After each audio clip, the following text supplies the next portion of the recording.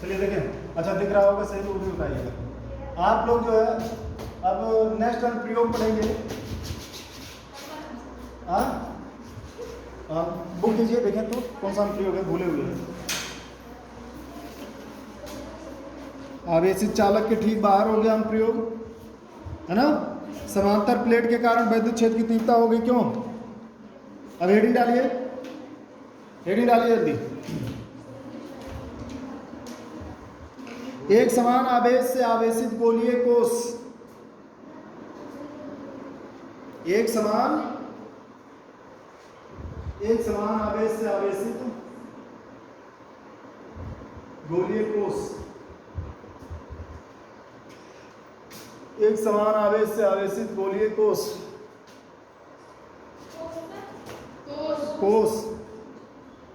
के कारण वैद्युत क्षेत्र की तीव्रता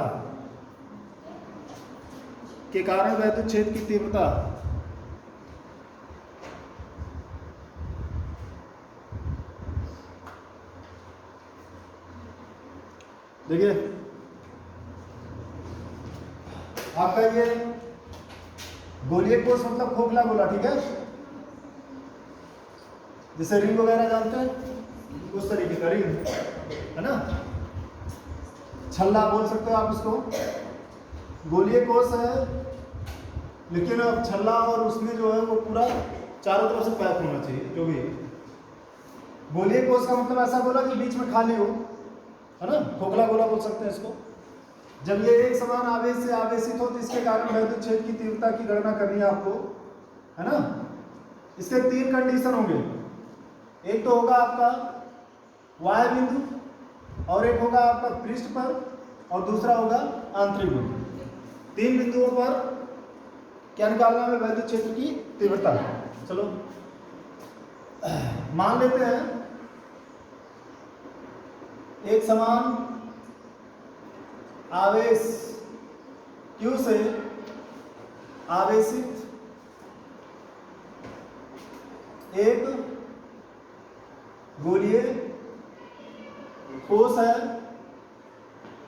जिसके कारण, पीछे तक दिख रहा है भाई, आज बड़ा लिख रहे हैं, जिसके कारण वैद्युत क्षेत्र की तीव्रता की गणना। अच्छा, आप ये लिखने में हमारा जो है हिंदी या वो इंग्लिश लिखते हैं तो उसमें स्पेलिंग में मिस्टेक हो जाता है, तो मजा मत लीजिएगा, खुद समझदार हो, सही कर लीजिएगा। हाँ, तो की गणना करनी है। इसकी 2 स्थिति हैं और 3 स्थितियां हैं। पहली किस पर? वाय बिंदु पर, ठीक है। ये मान लेते हैं वाय बिंदु एक P है, जिस पर हमें वैद्युत क्षेत्र की तीव्रता की गणना करनी है। जिस बिंदु पर हमें वैद्युत क्षेत्र की तीव्रता की गणना करनी होती है उस पर हम एक छोटा सा क्षेत्रफल खंड निर्मित करते हैं dA, जिसकी दिशा वैद्युत क्षेत्र की दिशा के समांतर रखते हैं। क्यों समांतर? इसलिए रखते हैं ताकि इसमें से समस्त वैद्युत बल रेखाएं गुजर सके। अब ये आवेश चारों तरफ से आवेशित है, तो ये वैद्युत क्षेत्र की तीव्रता के लिए यही एक बिंदु तो नहीं होगा ना, ऐसे इसके चारों तरफ बिंदु होंगे कि नहीं?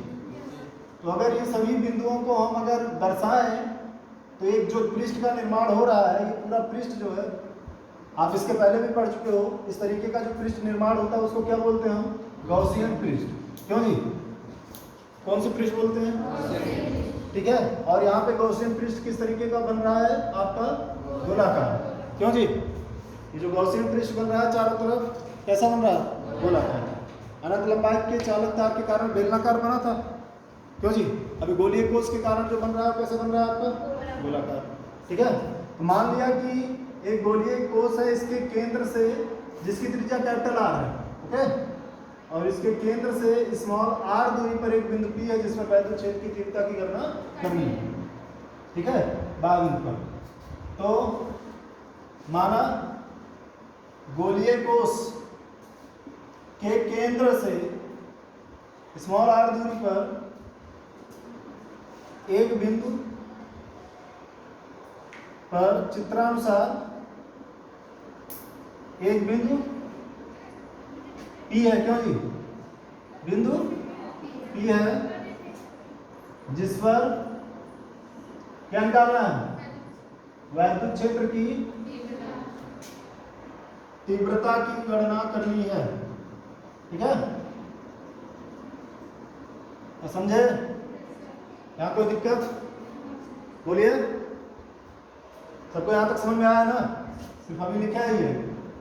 चलिए देखते हैं, कहीं भी किसी बिंदु पर वैद्युत क्षेत्र की तीव्रता निकालना है तो जैसे गॉस फर्मी का डेरिवेशन करते हैं हम वैसे करना शुरू करते हैं, है ना? बताए थे, समझाए हुए हैं। पहले निकालेंगे डीए से गुजरने वाला वैद्युत फ्लक्स, क्या, डी फाई ई बराबर क्या हो जाएगा, vector E dot D phi बराबर, पूरा डेरिवेशन वहीं से करते आएंगे, D cos theta D phi बराबर, थीटा बराबर क्या रखोगे, तो डी फाई बराबर क्या हो जाएगा आपका, ई डी ए, यहाँ फाई बराबर क्या हो जाएगा, ई इंटीग्रेशन डी ए, ये वाला इंटीग्रेशन होगा ना, पृष्ठ गोलाकार है, क्यों, हमने बताया था वक्राकार पृष्ठ रहेगा तो इंटीग्रेशन के लिए ये सिंबल होगा, है ना? ये बंद पृष्ठ को निरूपित करता है, क्यों जी? या फिर फाई बराबर क्या हो जाएगा आपका, ई इंटू ए, क्यों, इंटीग्रेशन डी ए की वैल्यू ए आएगी ना। ओके, अब यहाँ पे जब इतना कर लेंगे तो हम रखते थे क्या, गॉस फर्मी, तो लिखेंगे गॉस फर्मी से, गॉस फर्मी कितना होता है, क्यू बाई ए इंटू ए का मतलब हो गया आपका 4 पाई आर, ए बराबर गोले का संपूर्ण पृष्ठ, गोले का संपूर्ण पृष्ठ, और गोले का संपूर्ण पृष्ठ क्या होता है, 4 पाई। कौन सा गोला, जो आपने गॉसियन पृष्ठ खींचा है उस गोले की बात हो रही है, ठीक है ना? इस गोले की नहीं, कैपिटल आर वाले त्रिज्या की नहीं, स्मॉल आर त्रिज्या का जो ये गॉसियन पृष्ठ खींचा गया है वो भी कैसा है आपका, गोलाकार है ना? और उसके जो है संपूर्ण पृष्ठ की बात कर रहे हैं क्योंकि बिंदु P उसी गोले पर स्थित है, ना कि इस पे स्थित है, समझे ना? तो अब आगे देखते हैं, तो E बराबर कितना हो गया, 1/4 pi epsilon naught Q by, अरे टोटल इधर ला के भाग करेंगे, 4 पाई एप्सिलॉन नॉट को एक साथ रख लिया और क्यू बाई आर स्क्वायर ये रख लिया, क्यों? आपने डेरिवेशन पढ़ा रहा होगा इसके पहले लेसन में, किसी बिंदु आवेश के कारण किसी बिंदु पर वैद्युत क्षेत्र की तीव्रता का फार्मूला होता है 1/4 pi epsilon naught Q by. इस स्थिति में ये जो आपका एक गोलीय कोष दिख रहा है, गोलीय कोष जो दिख रहा है वो किसकी भांति व्यवहार कर रहा है, एक बिंदु आवेश की भांति व्यवहार कर रहा है। तो कहेगा कि सिद्ध कीजिए एक समान आवेश से आवेशित गोलीय कोष एक बिंदु आवेश की भांति व्यवहार करता है। तो उस गोलीय कोष के कारण हम बिंदु P पर वैद्युत क्षेत्र की तीव्रता निकाले, कितना निकला, 1/4 pi epsilon naught Q by R square. और यही किसी बिंदु आवेश के कारण, बिंदु मतलब इतना, इस पर क्यू कूलम का आवेश रखा हो और इस पर वैद्युत क्षेत्र की तीव्रता निकालनी हो, पहले लेसन में आप लोग पढ़े हो, वो कितना होता है 1/4 pi epsilon naught Q by, same वही फार्मूला आ रहा है ना। तो कह सकते हैं कि ये जो गोलीय कोष है वो किसकी भांति व्यवहार करता है, बिंदु आवेश की भांति व्यवहार करता है ना। क्वेश्चन बहुत ज़्यादा बार पूछा गया तो इस चीज़ को समझ लीजिएगा, है ना। कि सिद्ध कीजिए कि एक समान आवेश से आवेशित गोलीय कोष के बाह्य बिंदु पर वैद्युत क्षेत्र की तीव्रता के लिए किसकी भांति व्यवहार करता है, बिंदु आवेश की भांति व्यवहार करता है, ठीक ना। क्लियर हो गया, नोटो जल्दी इसको।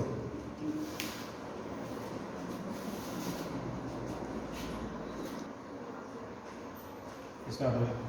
अब दूसरी कंडीशन हम लोगों को पढ़नी है किस पर, पृष्ठ पर, ठीक है। तो पृष्ठ के लिए भी सेम वही है, ये काम तुम लोगों को घर से करके लेके आना रहेगा, ठीक है। पृष्ठ वाला हम समझा रहे, ये आपका दूसरी स्थिति किस पर निकालना हमको, पृष्ठ पर। मान लीजिए आपका क्या है,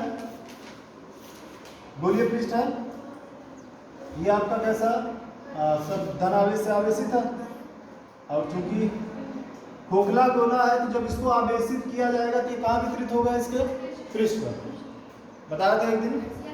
तो अब इसके पृष्ठ पे निकालना है, यहाँ पे मान लेते हैं बिंदु P यहाँ पे स्थित है, इस पर हमें वैद्युत क्षेत्र की तीव्रता की गणना करनी है, और ये इसकी त्रिज्या कितनी है, कैपिटल R, है ना, बात समझे ना। अब उसके बाद इस पर अगर हमें निकालना है तो पहले आप एक छोटा सा वो बना लीजिएगा, क्षेत्रफल खंड DA, और वैद्युत छेद दोनों की तीव्रता का समान हो जाएगा। फिर जैसे आप करते गए इसके पहले वाले में वैसे करते जाएंगे तो इसका गॉसियन पृष्ठ यही गोला ही हो जाएगा। ये बिंदु भी यहाँ यहाँ यहाँ यहाँ पूरा गोला ही हो जाएगा। तो बस वहाँ पे जैसे आपने स्मॉल आर स्क्वायर रखा था क्योंकि डिस्टेंस स्मॉल आर लिया था, तो यहाँ पे डिस्टेंस कितना रखोगे कैपिटल आर, है ना। तो यहाँ पे क्या हो जाएगा आपका आर स्क्वायर, वही मिलेगा 1/4 pi epsilon naught Q by capital R square. जैसे वहाँ स्मॉल आर स्क्वायर था यहाँ पे कैपिटल आर स्क्वायर, बढ़िया से आप इसको कर देंगे। ठीक है, कोई समस्या है यहाँ पे? पक्का? चलिए अब उसके बाद चलिए देखते हैं। ये हो गया पृष्ठ पर, हो जाएगा। ये तीसरी स्थिति है, ध्यान दीजिएगा। तीसरी स्थिति है आंतरिक बिंदु पर, है ना, गोले के अंदर। ठीक है, गोले के अंदर किसी बिंदु पर। तो गोले के अंदर आप कहीं भी किसी भी बिंदु पर अगर लेंगे तो उस पर वैद्युत फ्लक्स का मान फाई ई का मान हमेशा क्या होगा? शून्य होगा। और अगर फाई ई की वैल्यू शून्य हो गई, फाई ई बराबर 0, ई आप लास्ट में जब मतलब वो करते जाएंगे, इंटीग्रेशन करेंगे तो ई इंटू ए मिलेगा ना। और हमने बोला कि जो है इसके अंदर वैद्युत फ्लक्स का मान क्या हो जाएगा? शून्य हो जाएगा। क्यों जी? शून्य होगा तो ई ए बराबर 0, तो ई बराबर कितना हो जाएगा? यानी कि गोलीय पृष्ठ के आंतरिक बिंदु पर, किसी भी आंतरिक बिंदु पर, गोलीय पृष्ठ के अंदर किसी भी बिंदु पर वैद्युत छेद की तीव्रता हमेशा क्या होगी? शून्य होगी। बताओ उसमें देखेंगे तो इधर देखो ना, नहीं तो समझ में कहाँ आएगा, फिर बाद में मोड़ पटकोगी घर पर। ये समझ में आएगी? बोलो। अच्छा, क्यों वैद्युत फ्लक्स शून्य होगा? आंतरिक बिंदु पर क्यों वैद्युत फ्लक्स शून्य होगा?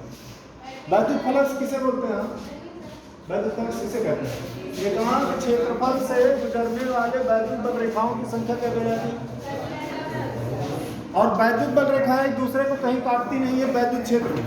अगर वो एक दूसरे को काटे तो वहां पर वैद्युत क्षेत्र की तीव्रता का मान क्या हो जाता है? शून्य हो जाता है। अब अगर हम यहाँ पे इस बिंदु पे बात करें, किसी भी बिंदु पे बात करें, इस प्लस के लिए, इस प्लस आवेश के लिए इसका बाहर की तरफ, और इधर के प्लस के आवेश के लिए इसका बाहर की तरफ हो जाएगा।